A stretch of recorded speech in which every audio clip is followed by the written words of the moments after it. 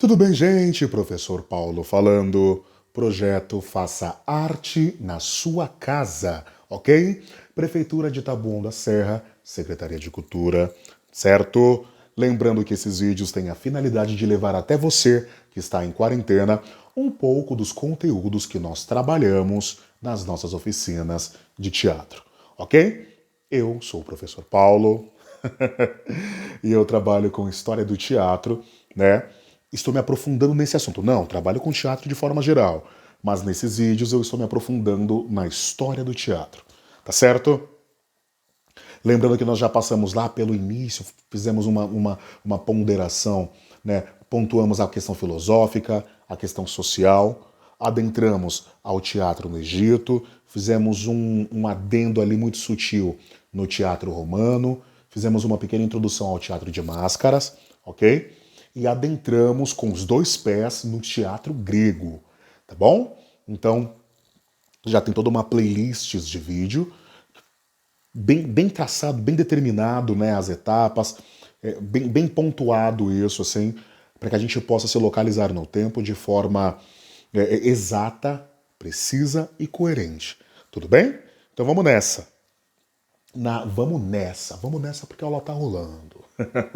Na aula anterior o professor falou sobre comédia e na outra aula eu falei sobre tragédia. Né? Nós estávamos falando sobre gêneros, né? Os gêneros que os gregos contribuíram, que os gregos deram de bandeja para gente se esbaldar artisticamente, né? Então falei de tragédia, falei de comédia.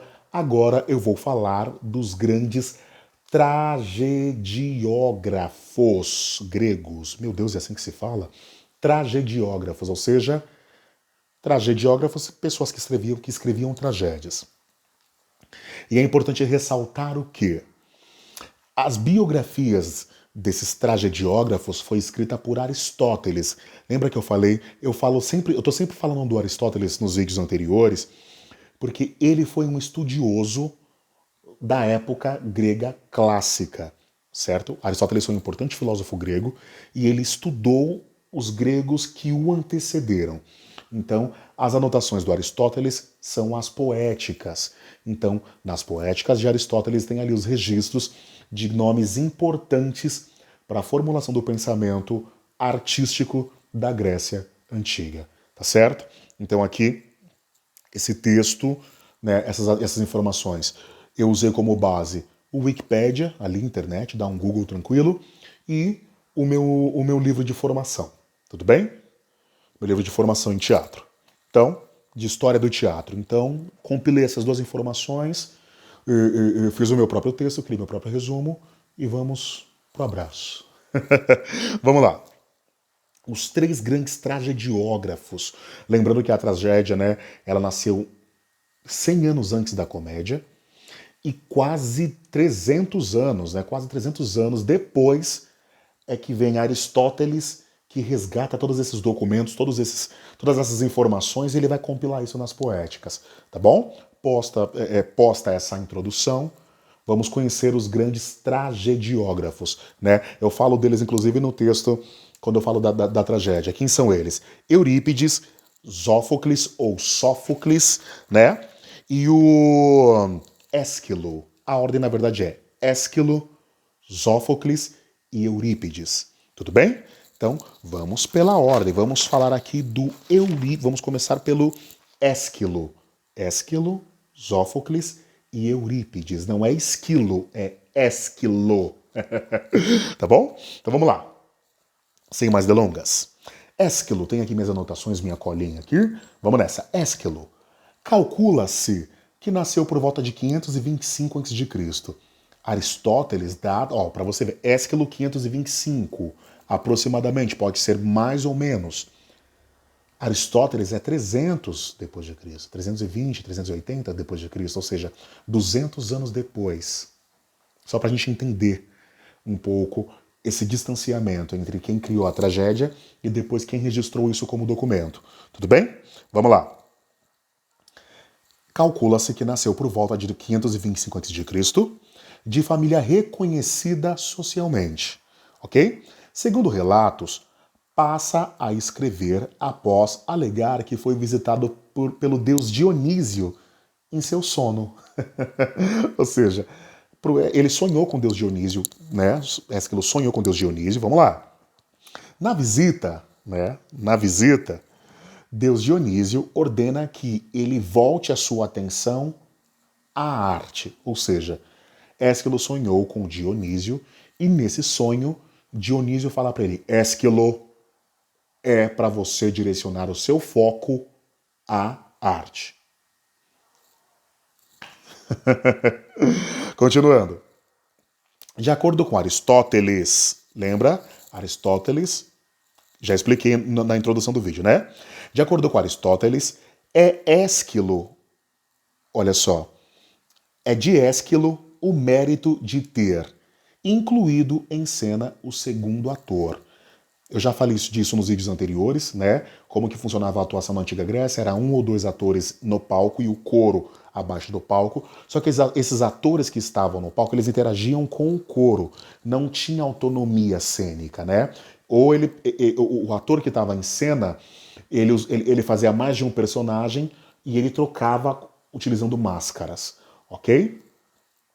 E o sistema de atuação não era através da interpretação direta, no sentido de dizer eu sou Zeus. Não. Estou aqui representando Zeus. Zeus colocava a máscara e nesse processo de colocar a máscara, ele induzia as pessoas a acharem que estava interagindo com Zeus. Né? Depois que foi mudando esse contexto, né, com Tespes, de dizer eis aqui Zeus, no sentido, Tespes foi o pioneiro no sentido de dizer o quê? Está aqui Zeus, eu sou Zeus.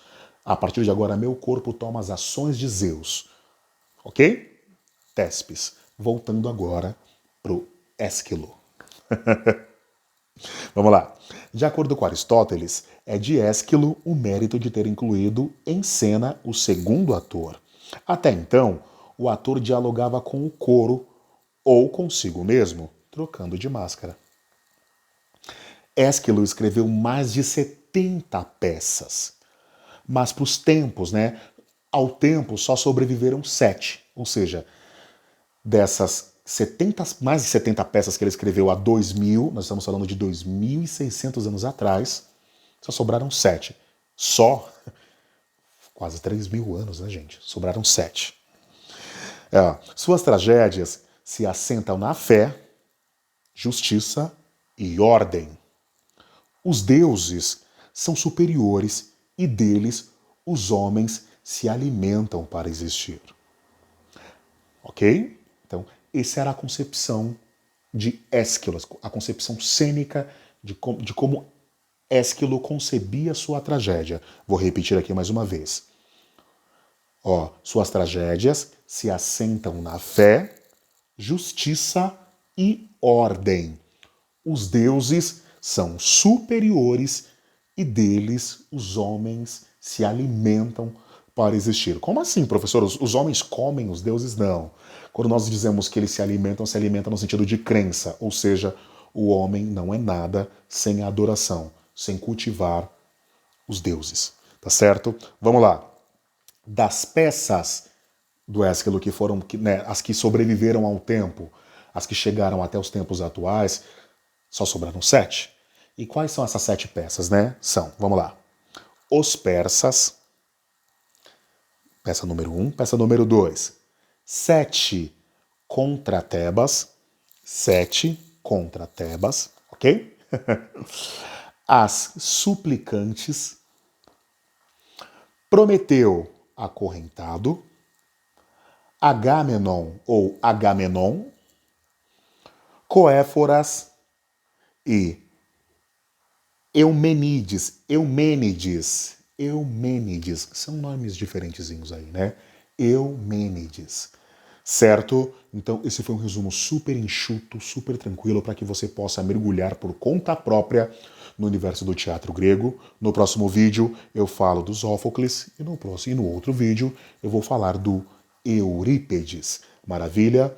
Os 3 grandes tragediógrafos gregos. Até a próxima aula. Valeu!